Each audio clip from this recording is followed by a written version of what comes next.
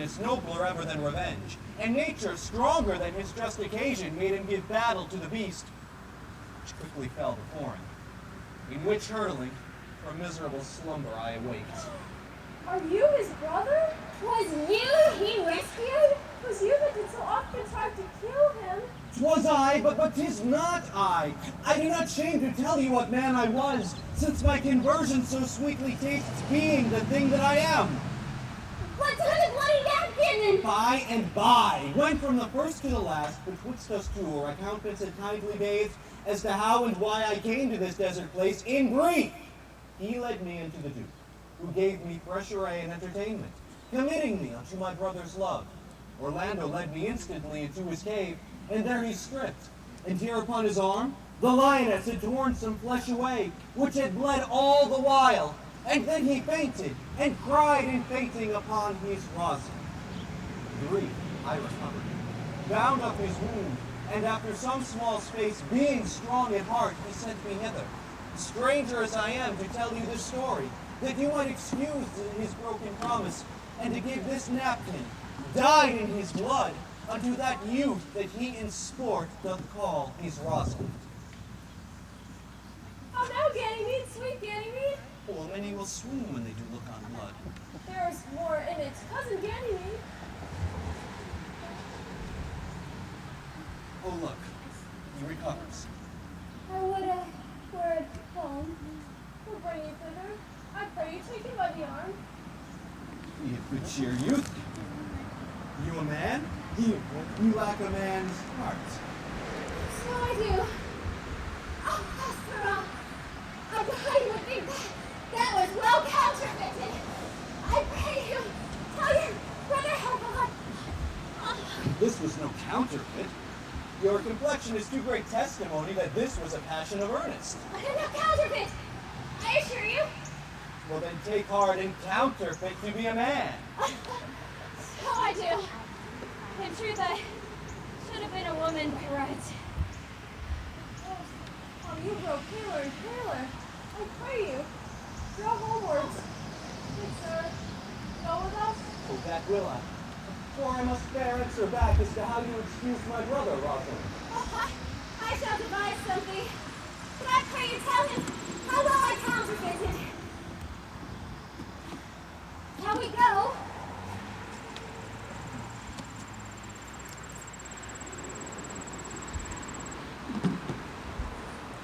Shall find a time, Audrey. Patience, gentle Audrey. Faith, the priest was good enough, for all the old gentlemen say. A most wicked Sir Oliver, Audrey. A most vile Martext. But, Audrey, there is a youth here in the forest lays claim to you. I know it is. He hath no interest in me in the world. Here comes the man you mean. It is meat and drink to me to see a cloud. By my troth, we that have good wits have much to answer for. Shall we flouting? We cannot hold. Good evening, Audrey. God give good evening to you, Dave. Oh, good evening to you, sir. Even, gentle friend. Cover thy head, nay, really be covered. How old are you, friend? 5 and 20, sir. A ripe age. Thy name, William. William, sir. A fair name. What's born in the forest here, sir? Aye, sir. I thank God. Thank God, a good answer. Partridge? Faith, sir. So. So is good, very excellent good. Yet it is not. It is but so. Art thou wise? Aye, sir. I have a pretty wit. Thou sayest well. I do now recall a saying, the fool thinks himself to be wise, but the wise man knows himself to be a fool. The heathen philosopher, when he had a desire to eat a grape, would open his lips when he put it into his mouth, meaning thereby that grapes who make eat, lips to open. You do love this maid. Give me your hand. Art thou learned? Then learn this of me. To have is to have. For it is a figure in rhetoric that drink being poured from a cup into a glass by filling the one that empty the other.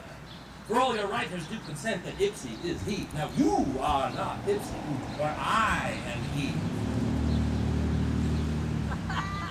Which he, sir? The he, sir, that must marry this woman. Therefore, you, clown, abandon, which is in the vulgar leave, the society, which in the boorish is company, of this female, which in the common is woman, which together is abandon the society of this female. Or, clown, thou perishest, or to thy better understanding, diest, or to wit, I kill thee, make thee away, translate thy life into death, thy liberty into bondage. I will deal in poison with thee, or in bastinado, or in steel. I will band thee with thee in faction. I will run thee with policy. I will kill thee 150 ways. Therefore tremble and depart.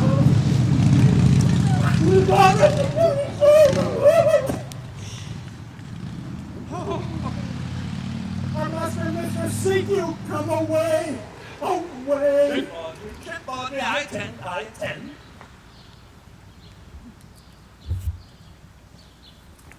Is it possible that on so little acquaintance you should like her? That but seeing you should love her? And in loving you should woo, and in wooing she should grant, and will you persevere to enjoy her? Neither call the giddiness of it in question, the small acquaintance, the poverty of her, my sudden wooing, nor her sudden consenting. But say together with me, I love Aliana! Say with her that she loves me. Consent with both that we may enjoy each other. It shall be to your good. For my father's house and all the revenues that were old Sir Roland's will I estate to you, and here live and die. Shut. You have my consent. Let the wedding be tomorrow. Thither will I invite the Duke and all's contented followers. Go you and prepare your Aliana. For look you, here comes my Rosalind. God save you, brother. And to you, fair sister. My dear Orlando, how it grieves me to see you wear your heart in a scar. It is my arm.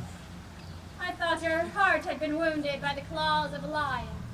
Wounded it is, but with the eyes of a lady. Did your brother tell you how I counterfeited to swoon when he showed me your handkerchief? Aye, in greater wonders than that. Oh, yes, I know where you are. Nay, 'tis true. There was never anything so sudden as the flight of two rams in Caesar's thrasonical brag of I came, saw, and overcame. For your brother and my sister no sooner met than they looked. No sooner looked than they loved. No sooner loved than they sighed. No sooner sighed than they asked one another the reason. No sooner knew the reason than they sought the remedy. And in these degrees have they built a pair of stairs to marriage, which they will climb incontinent or else be incontinent before marriage. They're in the very wrath of love, when they wilt together. Clubs cannot part them. They shall be married tomorrow. I will bid the Duke to the nuptial. How bitter a thing it is. Look into happiness through another man's eyes. Tomorrow, by so much the more shall I be at the height of heart heaviness. By how much shall I think my brother happy in having what he wishes for? Well then, tomorrow I cannot serve your turn as Rosalind. I can live no longer by thinking. I will weary you then no longer with idle talking. Know of me then. For now I speak to some purpose. That I know you are a gentleman of good conceit. I speak not this that you should bear a good opinion of my knowledge, nor do I bear for some greater esteem than may in some little measure draw a belief from you to do yourself good and not to grace me. Believe me then, if you please, that I can do strange things. I have, since I was 3 years old, conversed with a magician, most profound in his art, If you do love Rosalind, so near the heart as your jester cries out, when your brother marry Eliana, shall you marry her? I know into what straits she is driven, and it is not impossible to me, if it appear not inconvenient to you, to set her before your eyes tomorrow, human as she is, and without any danger. Speakest thou in sober meanings? By my life I do, which are tender dearly, though I say I am a magician. Therefore, put yourself in your best of gray, and bid your friends, for if you will be married tomorrow, you shall. And to Rosalind, if you will. Ooh, look, here comes a lover of mine and a lover of hers. Youth, you have done me much ungentleness to show the letter that I writ to you. I care not if I have. It is my study to seem ungentle and despiteful to you. You are therefore followed by a faithful shepherd. Look upon him, love him, he worships you! Gentle shepherd, tell this youth what is to love.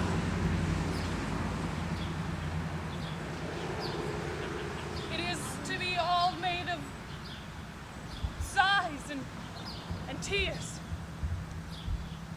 And so am I for Phoebe. And I for Ganymede. And I for Rosalind. And I for no woman.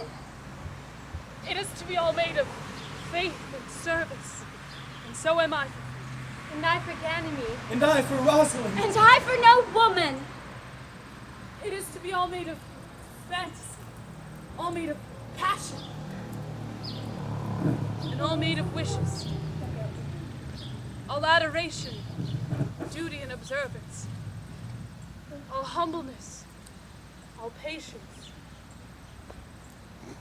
and impatience, all purity, all trial, all observance, and so am I for Phoebe. And so am I for Ganymede. And so am I for Rosalind. And so am I for no woman. If this be so, why blame you me to love you? If this be so, why blame you me to love you? If this be so, why blame you me to love you? Why do you speak too? Why blame you me to love you? To her that is not here, nor doth not hear. Oh, enough of this! 'Tis like the howling of Irish wolves against the moon. I would help you if I could. I would love you if I could. Tomorrow, meet me all together. I will marry you if ever I marry a woman, and I'll be married tomorrow. I will satisfy you if ever I satisfy man, and you shall be married tomorrow. I will content you if what pleases you contents you, and you shall be married tomorrow. As you love Rosalind, meet. As you love Phoebe, meet. And as I love no woman, I'll meet. Fare you well. I have left you commands. I'll not fail if I live. Nor I. Nor I.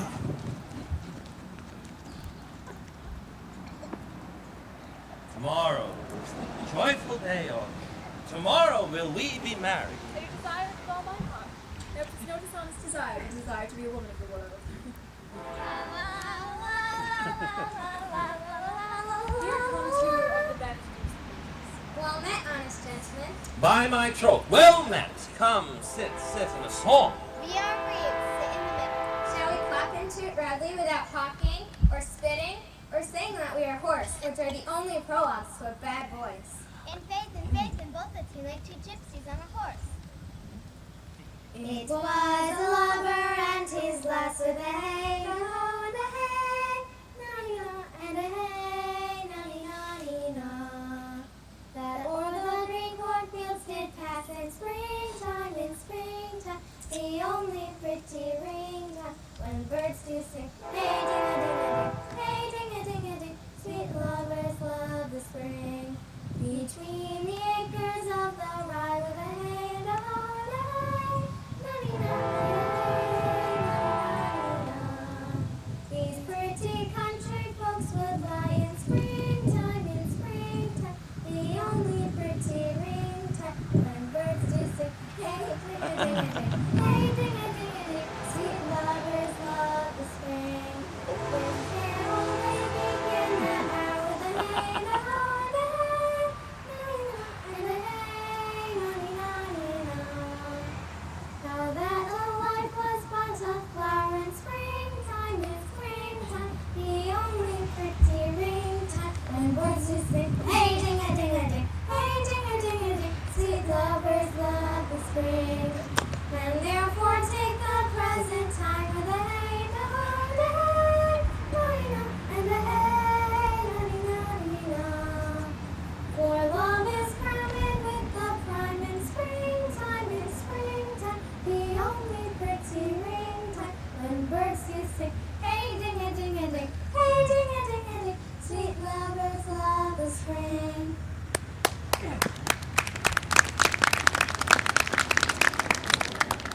truly, young gentlemen, though there was no great matter in the ditty, yet the note was very untunable. You were deceived, sir. We kept time. You lost not our time. By my troth, yes, I counted but time lost to hear such a foolish song. God be with you. God mend your voices.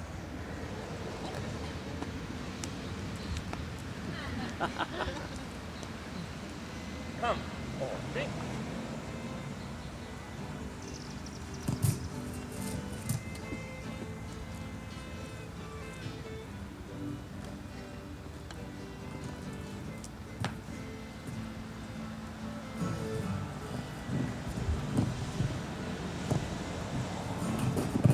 Once more, while our compact is urged. You say, old Duke, that if I bring in your Rosalind, you will bestow her on Orlando here. That would I, had I kingdoms to give with her.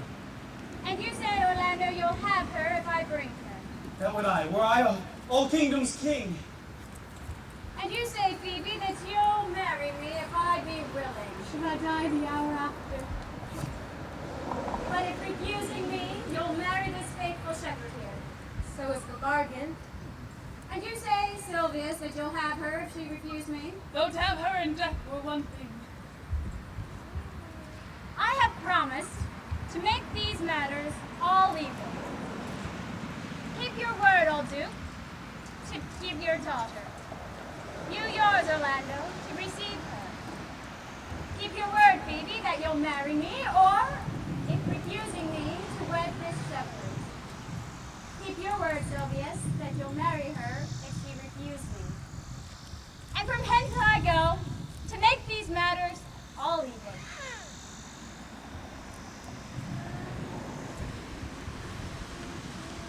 I do remember in this shepherd boy some lively touches of my daughter's favor.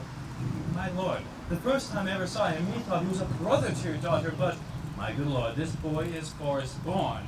He hath been tutored in the rudiments of many desperate studies by his uncle, whom he reports to be a great magician obscured in the circle of this forest. There is sure another flood coming, for these couples are coming to the ark. This is a pair of very strange beasts, which in all tongues are called fools. Salutation and greeting to you all. Good my lord, bid him welcome. This is the motley-minded gentleman I have so often met in the forest. He hath been a courtier, he swears. If any man doubt that, let him put me to my purgation. I have trod a measure. I have flattered a lady. I have been politic with my friend, smooth with mine enemy. I have undone 3 tailors. I've had 4 quarrels, and like to have fought 1. And how was that played up? Faith, we met and found the quarrel was upon the 7th cause. How 7th cause? Good my lord, like this fellow. I like him very well. God heal you, sir, I desire you of the like. I press in here, sir, amongst the rest of the country copulatives, to swear and to forswear, according as marriage binds and blood breaks. A poor virgin, sir. An ill-favored thing, sir, but mine own. A poor humor of mine, sir, to take that no man else will. Rich honesty dwells like a miser, sir, in a poor house, like your pearl in your foul oyster. By my faith, he is very swift and sententious. According to the fool's boat, sir, and such dulcet diseases. But for the 7th cause, how did you find the quarrel on the 7th cause? Upon a lie 7 times removed. Bear your body more secret. As thus, I did dislike the cut of a certain courtier's beard. He sent me word if I said it was not cut well, he was of the mind it was. This is called the retort courteous. If again I sent word it was not cut well, he would send me word he cut it to please himself. This is called the quip modest. If again it was not well cut, he disabled my judgment. This is called the reply churlish. If again it was not well cut, he would answer I spake not true. This is called the reproof valiant. If again it was not well cut, he would say I lied. This is called the countercheck quarrelsome. And so on to the lie circumstantial and the lie direct. And how oft did you tell him his beard was not well cut? I durst go no further than the lie circumstantial, nor he durst not give me the lie direct. And so we measured swords and parted. And can you nominate now in order the degrees of the lie? Oh, sir, we quarreled in print by the book, as you have your books for good manners. I shall name for you the degrees.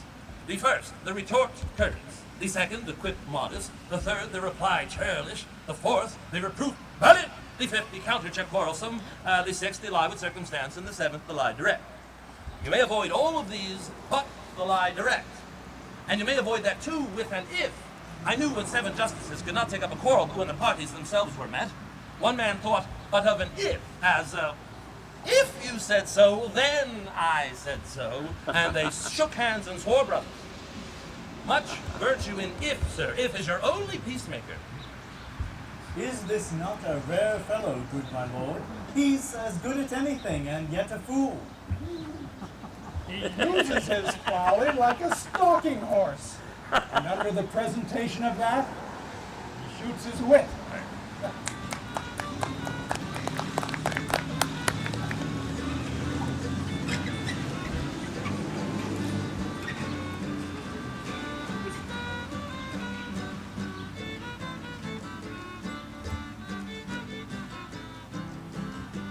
Then is there mirth in heaven, when earthly things made atone together.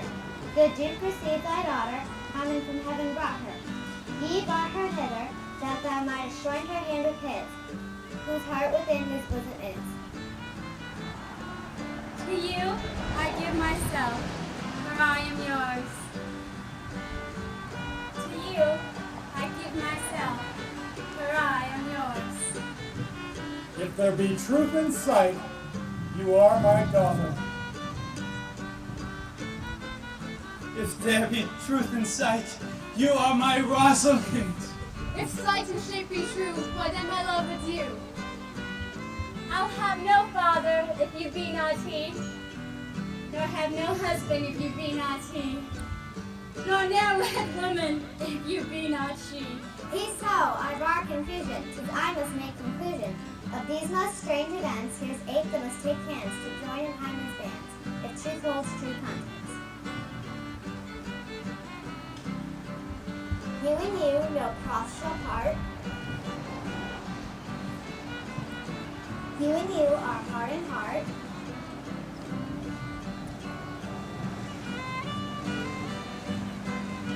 You to his love must accord, or have a woman to your board. You and you are sure together, as winter is to foul weather. While the wedlock hymn we sing, feed ourselves with questioning, that reason wonder may diminish, how thus we met, these things finish. Oh, my dear niece, welcome thou art to me. Even daughter, welcome in no less degree. I will not eat my word, lay faith and fancy to thee doth combine.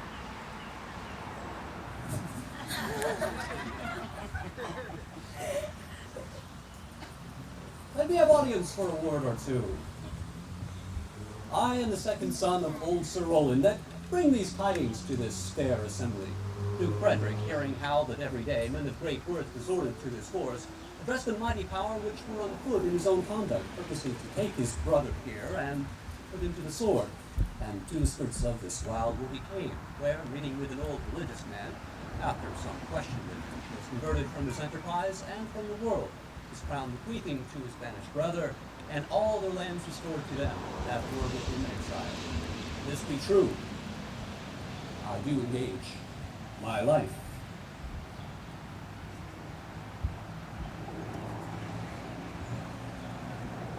Welcome, young man. Thou offerest fairly to thy brother's wedding. To the one, his lands withheld. To the other, the land at large itself of potent dukedom.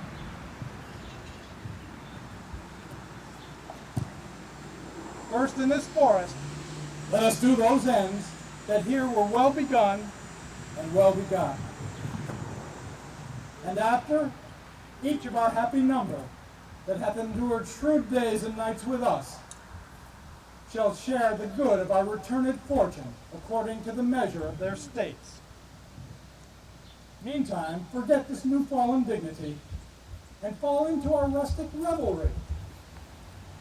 Play music, and brides and bridegrooms all, with measure heaped in joy, to the measure's fall. Served by your patience.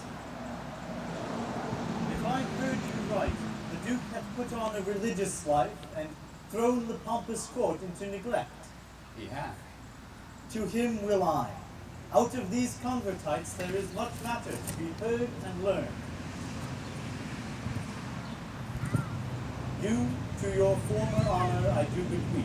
Your patience and your virtue well deserved.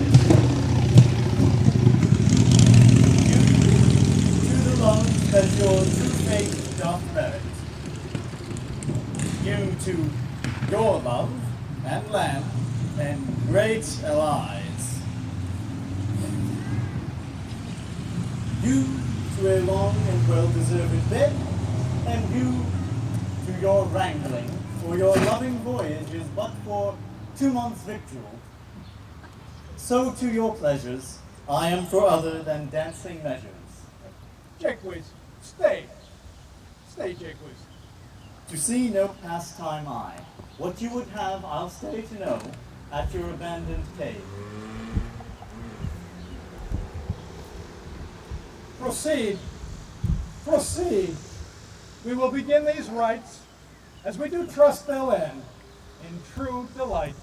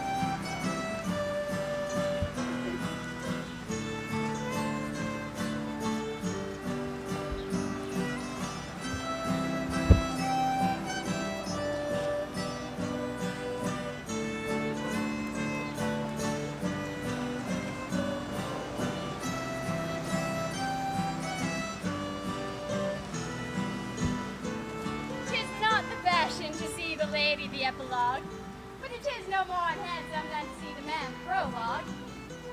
If it be true that good wine needs no bush, 'tis true that a good play needs no epilogue. But to good wine they do use good bushes, and a good play is proved the better by the help of a good epilogue. What a case am I in, then, that I'm neither a good epilogue nor can insinuate with you on behalf of a good play. I am not furnished like a beggar, and therefore to beg of you would not become me. My way is to conjure you, and I shall begin with the women. I charge you, O women, for the love you bear to men, like as much as play as please.